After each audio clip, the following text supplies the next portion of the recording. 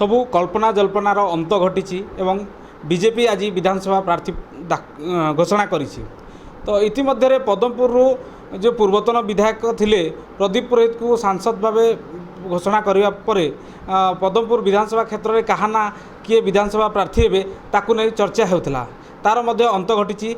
पद्मपुर विधानसभा श्रीयुत गोवर्धन भुए को दल टिकेट देती। तो आसतु ताकर प्रतिक्रिया नेबा कौन से कहते आज्ञा आज प्रार्थी घोषणा करी आपण ना घोषणा कर तो आप प्रथम प्रतिक्रिया कौन रहिबो? प्रथमे मैं आमर भारतीय जनता पार्टी राज्य नेतृमंडली एवं केंद्र नेतृमंडली मो उपरे आस्था रखी पदमपुर विधानसभा रे प्रार्थी मनोनीत करिथिबारो मु तांकठारे चिरकृतज्ञ धन्यवाद जनाउछि।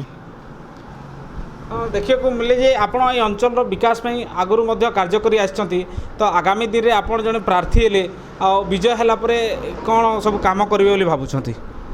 देखो पदमपुर अंचल रे बहुत समस्या रही, चाषी समस्या भी रही, बेकारी समस्या रही।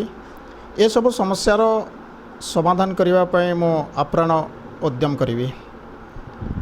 एठाकार जो पुजारीपल्ली जो डैम से जिनस आप दीर्घ दिन है कम कर कौन प्रतिक्रिया रखिए? देखो तो एबे जोटा थिला सेटा 15-20 वर्ष तलरे आओ वर्तमान बिना विस्थापन रे जेबली भाव में प्रकल्प हो पार लोकों को विस्थापित नकरी सेटा से हिसाब रे ध्यान दिया जीवो लोकंकर उन्नति पाई ही चेष्टा करा जीवो।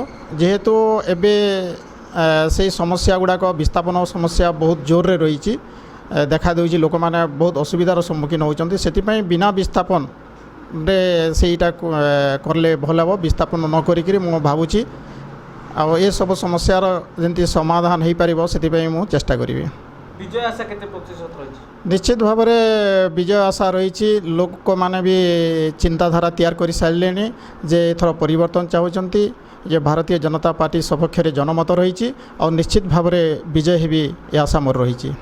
कौन वार्ता नहीं कि लोकों पाखु जीवे? देखो लोकंकर जो समस्या रही तो मु कहूँ चाषी समस्या रही, बेकारी समस्या रही आउ जोटा कि विभिन्न प्रकार दुर्नीति चली बीजेडी सरकार जो दुर्नीति रही दुर्नीतिर मूलोत्पाटन लोक मानकर पाखक से वार्ता मु पहुँचाइबी उन्नतिर कथा और माननीय प्रधानमंत्री नरेंद्र मोदी जो विकसित भारत एवं विकसित ओडिशा देखापी जो परिकल्पना कराई से सबको साकार करने लोक मानकर पाखरे जीवी। मोदी जो ग्यारंटी योजना रही जो ग्यारंटी देइचंती से ग्यारंटी लोक मानकर पाखक नहीं पहुँचाइबी और भारतीय जनता पार्टी सपक्ष मतदान करने लोकों को बुझाइबी आप्राण उद्यम करी और जोटा कि ओडिशा रे भी भारतीय जनता पार्टी जमी सरकार हे केन्द्र में नरेंद्र मोदी नेतृत्व में प्रधानमंत्री पुणी थे जमी हे से विषय नहीं आम संपूर्ण भाव में आशावादी और ये वार्ता नहीं लोक मानकर पाखरे मु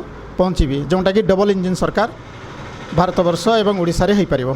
निहत आप शुणिपारे कि पदमपुर बीजेपी प्रार्थी गोवर्धन भोईकर प्रतिक्रिया से अंचल विकास ପାଇଁ काम करेंगे लोकों सहित रहीकि काम करेंगे।